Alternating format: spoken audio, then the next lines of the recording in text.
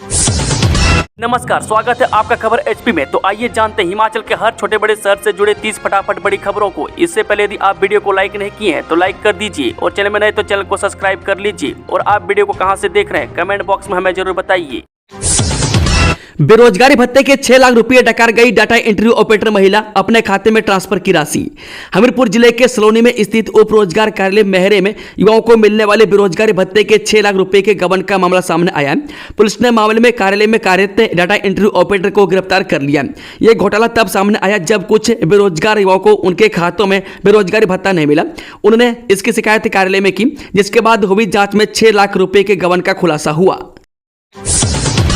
पहाड़ी से गिरी चट्टानों की चपेट में आई ट्रेवलर पलटी, 11 यात्री बाल बाल बच्चे। यहां पेश आया हादसा। चंडीगढ़ से बसाईधार जोगिंदर नगर जा रही एक टेम्पो ट्रेवलर रविवार सुबह पहाड़ी से गिरी चट्टानों की चपेट में आकर पलट गई। हादसे में ट्रेवलर में सवार 11 यात्री बाल बाल बच गई। यात्रियों में चीख पुकार मच गई। मैं कड़ी मशक्कत कर यात्री ट्रेवलर से बाहर निकले। मैं गनीमत यह रही कि ट्रेवलर यह सड़क में ही पलटी, अगर डांग से नीचे गिरती तो बड़ा हादसा हो सकता था। वह पुलिस घटना को लेकर जांच पड़ताल कर रही है। बता दें कि निर्माणाधीन जालंधर मंडी अटारी बया धर्मपुर कोटली NH3 का कार्य चला हुआ है। NH को चौड़ा करने के लिए पहाड़ी कटाई की हुई है। वहीं पारचू डांग पर भी पहाड़ी कटाई की हुई है। वहीं चंडीगढ़ से चली ट्रेवलर सुबह करीब 5:30 बजे पारचू डांग के पास पहुंची तो अचानक पहाड़ी से मलबा व चट्टानों गिर गई। मैं एक पत्थर ट्रेवलर के टायर से लग गया। मैं इससे वह अनियंत्रित होकर पलट गई। मैं ट्रेवलर में सवार यात्रियों में अफरा तफरी मच गई। मैं घटना में 3 लोगों को चोटें आई है। मैं इनका हुक्कल स्थित निजी क्लिनिक में उपचार करवाया गया। मैं इसी समय यहां एक HRTC बस भी निकली जो कि चट्टानों की चपेट में आने से बाल बाल बच गई। बिजनी मंडी प्रोजेक्ट घोड़े की नाल के आकार में बनेगी टनल, हर 500 मीटर पर होगा विकास द्वार, कई सुविधाएं होंगी। पठानकोट मंडी फोरलेन में बिजनी मंडी प्रोजेक्ट के तहत बन रही ट्विन टनल घोड़े की नाल के आकार में होगी। इसकी अलाइनमेंट लगभग सीधी है। वह बीच बीच में हल्के मोड़ होंगे। वह बिजनी से शुरू होने वाली टनल का दूसरा छोर इसको रोड पर निकलेगा। यहाँ ब्यास पर बड़ा पुल बनेगा और बिंद्रावनी से जुड़ेगा। वह टनल में अत्याधुनिक सुविधाएं भी होंगी। वह सामरिक दृष्टि से अहम इस प्रोजेक्ट से पठानकोट मंडी फोरलेन बिंद्रावनी में किरतपुर मनाली फोरलेन से जुड़ेगा। बिंद्रावनी में जंक्शन बनेगा। यहाँ 5 सर्विस लेन बनेंगी। मैं इससे मंडी शहर कुल्लू धर्मशाला चंडीगढ़ जुड़ेगा। मैं कुल 5.357 किलोमीटर लंबे प्रोजेक्ट पर 971 करोड़ 99 लाख रुपए खर्च होंगे। मैं इसमें 3.5 किलोमीटर लंबी टनल बनाई जा रही है। हाईवे की जमीन पर निजी भूमि होने का दावा, NH को बाधित करने वाले मां बेटे पर 8 दिन बाद केस दर्ज। शिमला धर्मशाला राष्ट्रीय राजमार्ग को अवरुद्ध करने के मामले में पुलिस ने 8 दिन बाद मंगरोट गांव निवासी एक मां बेटे के खिलाफ पुलिस ने बरमाना थाने में मामला दर्ज किया है। लोक निर्माण विभाग की शिकायत पर पुलिस ने यह कार्रवाई की है। पुलिस ने केस दर्ज करने के बाद मांगरोट में दोनों से पूछताछ की और उसके बाद हाईवे से झाड़ियों और पत्थर भी हटाए। लेकिन पुलिस की कार्रवाई के कुछ समय बाद व्यक्ति ने फिर से रोड पर पत्थर और झाड़ियां बिछा दी। राजनकांत और उसकी मां ने हाईवे की जमीन को निजी बताते हुए 30 मई को झाड़ियों और पत्थर लगाकर एक लेन को बंद कर दिया था। मैं इससे 1 सप्ताह तक हाईवे की एक लेन ठप रही। मामले की शिकायत लोक निर्माण विभाग ने पुलिस को दी थी। मैं शनिवार को बरमाना पुलिस मौके पर पहुंची और अवरुद्ध लेन को खाली करवाया। बताते चले कि यह मामला नया नहीं है। मैं दिसंबर 2022 में उच्च न्यायालय के आदेश पर राजनकांत शर्मा ने खोखे को हाईवे के किनारे से हटाया गया था। इसके बाद बार बार हाईवे को निजी भूमि बताते हुए अलग अलग तरीकों से बाधित किया। सोनिया गांधी शिमला से दिल्ली रवाना, सड़क मार्ग से चंडीगढ़ पहुंची। शनिवार को बिगड़ी थी तबीयत। करीब 1 सप्ताह पहले शिमला प्रवास पर आई कांग्रेस की पूर्व राष्ट्रीय अध्यक्ष सोनिया गांधी रविवार को शिमला से वापस दिल्ली रवाना हो गई है। वे यहां से पहले सड़क मार्ग से चंडीगढ़ के शहीद भगत सिंह एयरपोर्ट पहुंची। इसके बाद वे दिल्ली के लिए रवाना हो गए। इस दौरान बड़ी संख्या में कांग्रेस नेता और समर्थक एयरपोर्ट पहुंचे। उनके साथ राज्य वन निगम के उपाध्यक्ष केहर सिंह खाची के बेटे कांग्रेस नेता मंजीत खाची भी मोहाली तक गए। वहीं शनिवार को शिमला में उनकी तबीयत खराब हो गई थी और उनका ब्लड प्रेशर बढ़ गया था। इसके बाद वे रूटीन चेकअप के लिए IGMC शिमला पहुंची। यहां उनकी सभी जांचें सामान्य पाई गई। वह फिर डॉक्टर ने उन्हें वापस भेज दिया था। नशे की ओवरडोज से 21 साल के युवक की मौत। उत्तर प्रदेश के कुशीनगर जिले का रहने वाला था अफजल खान। जब कुंजा हाल में एक युवक की नशे की ओवरडोज से मौत हो गई। युवक निजी कंपनी में कामगार था और माता पिता के साथ कुंजा हाल में एक मकान में किराए पर रहता था। पुलिस ने नालागढ़ में पोस्टमार्टम के बाद सब उनके परिजनों को सौंप दिया है। अफजल खान यूपी के कुशीनगर का रहने वाला था। पुलिस के अनुसार अफजल खान नशे का आदी थे। माता पिता कंपनी में नौकरी करते थे और 21 साल का अफजल भी कंपनी में कार्यरत था। वन विभाग की टीम ने अवैध लकड़ी से भरी गाड़ी पकड़ी, चालक सहित 2 लोग काबू। जब वन परिक्षेत्र अधिकारी डरो विनोद कुमार के नेतृत्व में वन विभाग की टीम ने रविवार को पुड़वा बालक रूपी सड़क पर गश्त के दौरान भारी मात्रा में अवैध लकड़ी पकड़ी है। इस टीम में वन खंड अधिकारी थुरल विजय कुमार, वन रक्षक डुहाग बीट महेंद्र सिंह, वन रक्षक मुंडी बीट रमेश चंद और वन रक्षक बलोटा बीट मनोहर सिंह शामिल थे। गश्त के दौरान टीम ने भिल्ला में जंगल के पास एक संदिग्ध गाड़ी देखी जिसमें लगभग 70 क्विंटल लकड़ी के मोचे यानी कि लॉक से भरे हुए थे। वन विभाग की टीम ने तत्काल गाड़ी को रोका और मौके पर मौजूद ड्राइवर और बटाहन निवासी राकेश कुमार से लकड़ी से संबंधित वैध दस्तावेज मांगे। हालांकि दोनों ही कोई भी वैध कागजात प्रस्तुत करने में विफल रहे। इसके बाद वन विभाग की टीम ने तुरंत कार्रवाई करते हुए गाड़ी को अपने कब्जे में ले लिया और आगे की जांच शुरू कर दी है। सरकार प्रतिदिन खरीद रही लाखों लीटर दूध, पशुपालकों की आय में होगी वृद्धि।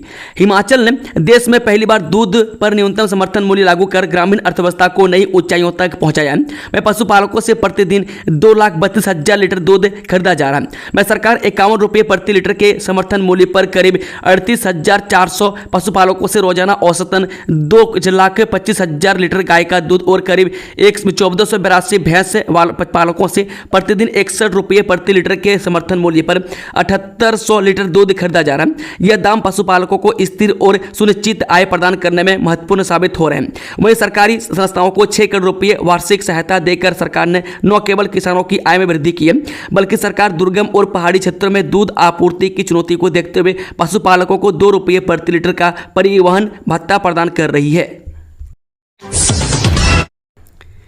विपक्ष के नेता बोलते हैं पाकिस्तान की भाषा, नहीं नजर आता देश हित। अनुराग ठाकुर।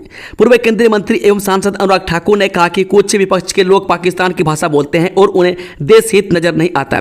ऊना पहुंचे सांसद ने नेता प्रतिपक्ष राहुल गांधी द्वारा प्रधानमंत्री से पूछे जा रहे सवालों पर पलटवार करते हुए कहा कि एक तरफ सभी विपक्षी सांसदों सहित सभी नेता विदेशों में पाकिस्तान की पोल खोल रहे हैं, वहीं ऑपरेशन सिंदूर तथा पाकिस्तान में आतंकवादी अड्डों को ध्वस्त करने जैसे मामलों को लेकर पूरे विश्व में सच्चाई बताई जा रही है। बैंक सर्वर हैक कर करोड़ों रुपए उड़ाने वाला मास्टरमाइंड जल्द होगा सलाखों के पीछे।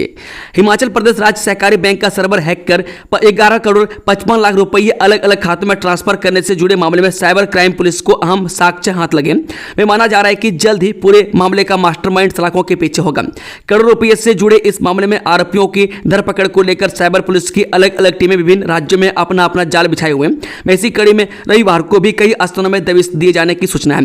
हालांकि जांच चली होने के चलते अभी साइबर पुलिस कुछ ही खुलासा करने से कतरा रही है। वहीं सूत्रों के अनुसार इस मामले में महाराष्ट्र यानी कि मुंबई, राजस्थान, दिल्ली और यूपी में दबिश से पकड़े गए व्यक्तियों ने पूछताछ में कई खुलासे किए हैं, जिसके आधार पर आगामी जांच जारी है। शिक्षा मंत्री से मिले बीएड चौथे सेमेस्टर के विद्यार्थी, टीजीटी कमीशन में पात्र घोषित करने की उठाई मांग। बीएड चौथे सेमेस्टर के विद्यार्थियों ने प्रदेश सरकार से टीजीटी कमीशन में उन्हें पात्र घोषित करने की मांग की है। इस मांग को लेकर एनएसयूआई की छात्रा इकाई अध्यक्ष रजनी मल्होत्रा के नेतृत्व में बीएड चौथे सेमेस्टर के विद्यार्थियों ने शिक्षा मंत्री रोहित ठाकुर से मुलाकात की।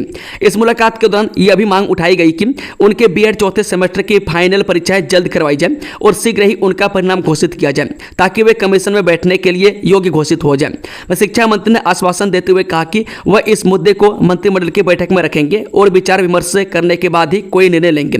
रजनी ने कहा कि छात्र हितों के लिए एनएसयूआई हमेशा से ही विद्यार्थी हित को लेकर संघर्षरत है और छात्र हितों के लिए हर संभव प्रयास करते रहेंगे। अंतिम संस्कार में भाग लेने जा रहे लोगों से भरा वाहन खाई में गिरा, 2 की मौत, 20 घायल। जचेल चौक के देवी धड़ सड़क पर रविवार को एक दर्दनाक हादसे में 2 लोगों की मौत हो गई, जबकि 20 लोग घायल बताए जा रहे हैं। जानकारी के अनुसार यह हादसा उस समय हुआ जब गांव के कुछ लोग रिश्तेदारी में हुई मौत में अंतिम संस्कार में शामिल होने के लिए एक मालवाहक वाहन यानी कि HP 31D 2869 से देवधार की ओर जा रहे थे। वहीं सनपालू नाला के पास 4 व्हीलर अचानक अनियंत्रित हो गया और गहरी खाई में जा गिरा। हादसे में मारे गए लोगों की पहचान बोधराज उम्र 38 वर्षीय पुत्र लच्छीराम और नीलमणि पुत्र साहडू निवासी भुरला के रूप में हुई है। पुल से सीधे शमशान घाट में जा गिरी तेज रफ्तार कार, 2 युवक गंभीर रूप से घायल। कंगड़ा के 53 मील पुल के पास आज एक दर्दनाक सड़क हादसा हो गया, जिसमें एक कार अनियंत्रित होकर सीधे शमशान घाट में जा गिरी। इस हादसे में कार में सवार 2 युवक गंभीर रूप से घायल हो गए। घटना आज दोपहर की बताई जा रही है, जब कार पुल से गुजर रही थी। स्थानीय लोगों के अनुसार कार पुल पर पहुंचने के बाद अचानक बेकाबू हो गई और डिवाइडर तोड़ती हुई सीधे नीचे शमशान घाट में जा गिरी। कार के गिरते ही वहां हड़कंप मच गया। आसपास मौजूद लोगों ने तुरंत राहत और बचाव कार्य शुरू किया। बड़ी मशक्कत के बाद दोनों युवकों को क्षतिग्रस्त कार से बाहर निकाला जा सका।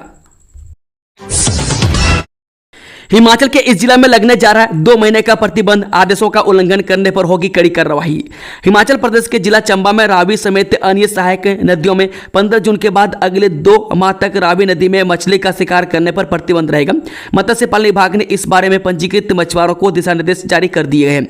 वह 15 जून के बाद 15 अगस्त तक अगर कोई मछुआरा मछली पकड़ता हुआ पाया जाता है तो विभाग की तरफ से उसके खिलाफ कड़ी कार्रवाई की जाएगी। सीएम सुक्खू सिपकिल्ला गांव से करेंगे सीमा पर्यटन की शुरुआत। जब मुख्यमंत्री सुखबीर सुक्खू सीमावर्ती सिपकिल्ला गांव से सीमा पर्यटन पहल की शुरुआत करने जा रहे हैं, जिससे देश भर के पर्यटकों को किन्नौर और लाहौल स्पीति जिलों के भारत चीन सीमा से सटे सीमावर्ती क्षेत्रों की अद्भुत सुंदरता का अनुभव करने का अवसर प्राप्त होगा। मुख्यमंत्री अपने आगामी 2 दिवसीय किन्नौर दौरे के दौरान इस पहल का शुभारंभ करेंगे। प्रवक्ता ने बताया कि यह सीमा पर्यटन पहल राज्य के लिए एक महत्वपूर्ण उपलब्धि है, जो पर्यटकों को हिमाचल से सटे सीमावर्ती क्षेत्रों जैसे लेपचल्ला, किला, गयू मठ, खाना दुमटी, सांगला, रानी कंठा में छितकुल तथा लाहौल स्पीति के चयनित क्षेत्रों तक पहुंचने की सुविधा प्रदान करेगी तथा वहां रह रहे लोगों की सांस्कृतिक और रहन सहन के तरीकों से अवगत करवाएगी। मणिपुर में फिर भड़की हिंसा, 5 जिलों में कर्फ्यू लगा, इंटरनेट सेवा भी बाधित। मणिपुर में एक बार फिर हिंसा भड़क गई है। शनिवार को राज्य के कई जिलों में हिंसा हुई, जिसके बाद प्रशासन की ओर से राजधानी समेत 5 जिलों में कर्फ्यू लगा दिया गया और इंटरनेट सेवा निलंबित कर दी गई है। बता दें कि मणिपुर सरकार ने घोषणा की है कि इम्फाल पश्चिम, इम्फाल पूर्व, थोबल, काकचिंग और बिष्णुपुर जिलों में मौजूदा कानून और व्यवस्था की स्थिति को देखते हुए इंटरनेट सेवाओं को निलंबित किया जा रहा है। जारी अधिसूचना में कहा गया कि कुछ असामाजिक तत्वों द्वारा सोशल मीडिया का बड़े पैमाने पर इस्तेमाल करके लोगों की भावनाओं को भड़काने वाली तस्वीरें, अभद्र भाषा और नफरत भरे वीडियो संदेश प्रसारित करने की आशंका है, जिससे मणिपुर राज्य में कानून और व्यवस्था की स्थिति पर गंभीर असर पड़ सकता है। इसमें कहा गया कि भड़काऊ सामग्री और झूठी अफवाहों के परिणाम स्वरूप जान माल की हानि और या सार्वजनिक निजी संपत्ति को नुकसान पहुंचने तथा सार्वजनिक शांति और सांप्रदायिक सद्भाव में व्यापक गड़बड़ी पैदा होने का खतरा है। हिमाचल सरकार ने ई टैक्सी पर 50% सब्सिडी जारी की, बेरोजगारों को फायदा। हिमाचल सरकार ने इलेक्ट्रिक टैक्सी योजना के लिए 2.5 करोड़ की सब्सिडी श्रम विभाग को जारी कर दी गई है। यह पैसा विभाग को मिल गया है और अब इन गाड़ियों के लिए भी फ्लैग ऑफ का कार्यक्रम आयोजित किया जाएगा। राज्य सरकार ने मुख्यमंत्री सुखविंदर सिंह सुक्खू की योजना को आगे बढ़ाते हुए इलेक्ट्रिक टैक्सी स्कीम के तहत काम तेज कर दिया। इससे पहले अब तक इस योजना के तहत 39 इलेक्ट्रिक टैक्सियां विभागों के साथ अटैच हो चुकी है। अब दूसरे चरण में 30 और गाड़ियां अटैच की जाएंगी, जिनका फ्लैग ऑफ जल्दी होगा। इस योजना के तहत कुल 50% सब्सिडी राज्य सरकार दे रही है, जो हर गाड़ी की कीमत से तय होती है। इस बार बजट में की गई घोषणा के बाद श्रम विभाग ने पैसे का मामला वित्त विभाग को उठाया था, जिसके बाद 2.5 करोड़ का बजट आ गया। इस योजना को आगे बढ़ाने के लिए कैबिनेट ने एक और निर्णय लिया है। सोशल मीडिया पर लिखा था पाकिस्तान जिंदाबाद, पीएम मोदी पर भी की थी अभद्र टिप्पणी, देशद्रोह के आरोप में सुलेमान गिरफ्तार। जिला सिरमौर की पावटा साहिब पुलिस ने देशद्रोह के आरोपी उत्तर प्रदेश के एक व्यक्ति को गिरफ्तार किया है। आरोपी सुलेमान के खिलाफ 27 मई को पुलिस थाना पावटा साहिब में करीब 10 लोगों की शिकायत के बाद देशद्रोह की धारा के तहत मामला दर्ज किया गया था। पुलिस से प्राप्त जानकारी के अनुसार पुलिस ने आरोपी को पावटा साहिब से हिरासत में लेने के बाद गिरफ्तार कर लिया। यह व्यक्ति पावटा साहिब के बद्रीपुर क्षेत्र में सब्जी की रेडी लगाने का काम करता है। मैं ऑपरेशन सिंदूर के दौरान सुलेमान ने अपने सोशल मीडिया अकाउंट पर पाकिस्तान जिंदाबाद और प्रधानमंत्री नरेंद्र मोदी के खिलाफ अभद्र पोस्ट की थी। हिमाचल में स्कूलों का औचक निरीक्षण करने वाली टीम छात्रों से पूछेगी सवाल, शिक्षकों का आना जाना भी चेक करेगी। प्रदेश के सरकारी स्कूलों का सख्त औचक निरीक्षण शुरू होगा। उप निदेशक यानी कि निरीक्षण की अध्यक्षता में गठित टीमें कभी भी स्कूलों में निरीक्षण करने के लिए पहुंचेंगी। यह निरीक्षण महज औपचारिकता मात्रा नहीं होगा। वहीं निरीक्षण टीम कक्षाओं में जाकर छात्रों से प्रश्न करेगी। छात्रों से किए जाने वाले प्रश्न लिखित व मौखिक दोनों तरह के रहेंगे। निदेशक स्कूल शिक्षा की ओर से इस संबंध में सभी जिलों के शिक्षा उप निदेशकों यानी कि निरीक्षण को निर्देश दिए हैं कि निरीक्षण तीन चीजों पर मुख्य रूप से केंद्रित रहेगा। हिमाचल में पंचायत व शहरी निकायों के चुनाव प्रक्रिया तेज, डिलिमिटेशन के बाद लागू होगा आरक्षण रोस्टर। प्रदेश में पंचायती राज संस्थाओं की त्रिस्तरीय प्रणाली के साथ शहरी निकायों के चुनाव भी इस वर्ष होने। इन चुनाव को लेकर राज्य निर्वाचन आयोग ने चुनावी प्रक्रिया को तेज कर दिया है। प्रदेश के शिमला नगर निगम को छोड़ बाकी सभी नगर निगमों और शहरी निकायों में होने वाले चुनाव को लेकर वार्डों का परिसीमन कर दिया। अब शहरी निकायों के वार्डों की सीमाओं में किए गए बदलाव को लेकर 9 जून को आपत्तियां दर्ज करने का अंतिम दिन है। उसके बाद आपत्तियों पर विचार नहीं होगा। मैं 16 जून तक सभी जिला उपायुक्तों को आपत्तियों और सुझावों का निपटारा करने के निर्देश दिए गए। मैं शहरी निकायों के परिसीमन के अंतिम आदेश 1 जुलाई से पूर्व जारी करने को कहा गया। इसके बाद आरक्षण रोस्टर लागू होगा। 54 साल पहले शुरू हुई निगम बस सेवा को एचआरटीसी ने किया बंद। 3 विधानसभा क्षेत्रों को जोड़ती थी, निजी संचालकों को देने की तैयारी। विधानसभा क्षेत्र नाहन, पच्छाद और श्री रेणुकाजी को जोड़ने वाली बस सेवा को हाल ही में एचआरटीसी द्वारा बंद कर इस रूट को निजी संचालक को दिए जाने का लगातार विरोध हो रहा है। मैं नाहन टोंडा कुपटू बस सेवा को बंद किए जाने के मामले में सोशल मीडिया पर लगातार लोग विरोध कर रहे हैं। मैं साथ ही कई तरह की टिप्पणियां भी सामने आ रही है। मैं आरोप पर लग रहे हैं कि निगम की बस सेवा बंद करना सरकार की सिर्फ चाल है, जबकि इस रूट पर निगम की बस सेवा पिछले 54 वर्ष से चलाई जा रही थी।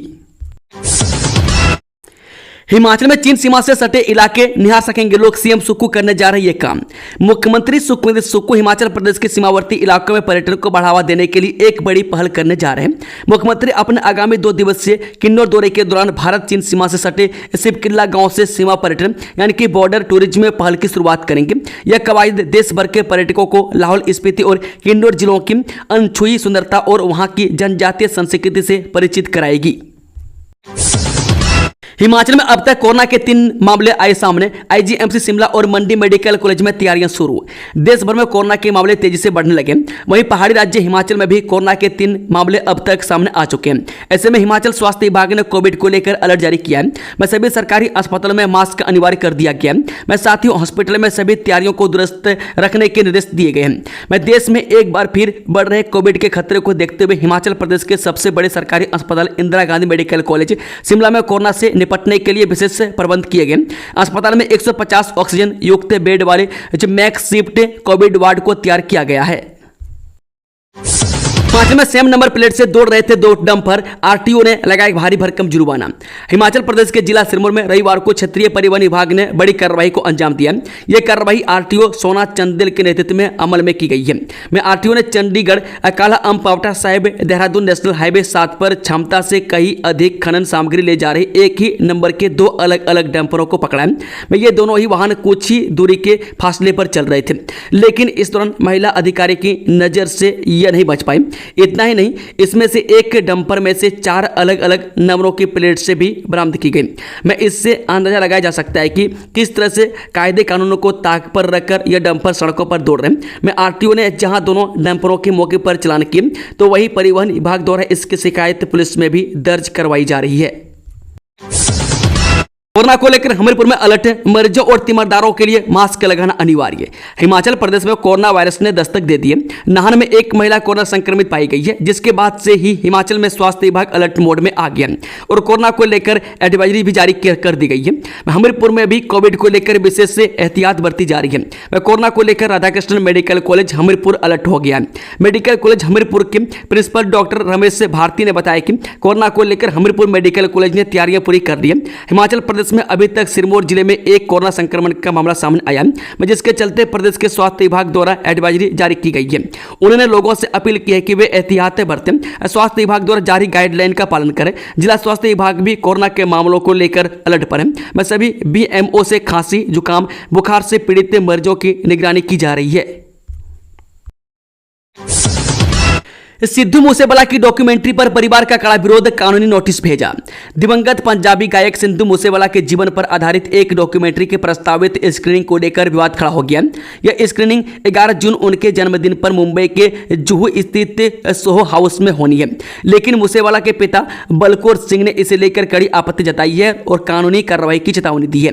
वहीं बलकौर सिंह ने डॉक्यूमेंट्री को गैर कानूनी और मानसिक उत्पीड़न करार देते हुए इसके निर्माता को कानूनी नोटिस भेजा है। उन्होंने मुंबई पुलिस के डीजीपी और जुहू पुलिस स्टेशन को पत्र लिखकर इस डॉक्यूमेंट्री की स्क्रीनिंग तत्काल रोकने की अपील की है। पीएम मोदी को झूठ बोलने का नोबेल मिलना चाहिए, संजय राउत का बड़ा बयान।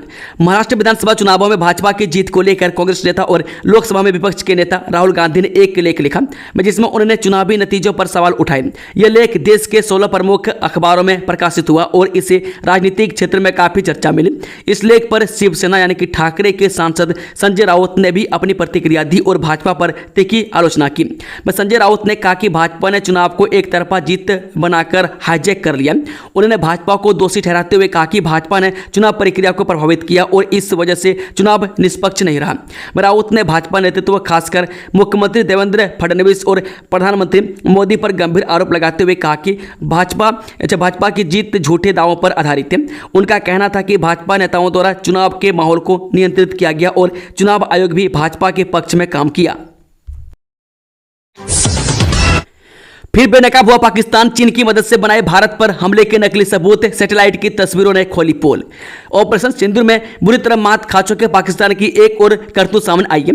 पाकिस्तान ने आदमपुर और भुज एयरबेस पर हमले का दावा किया था।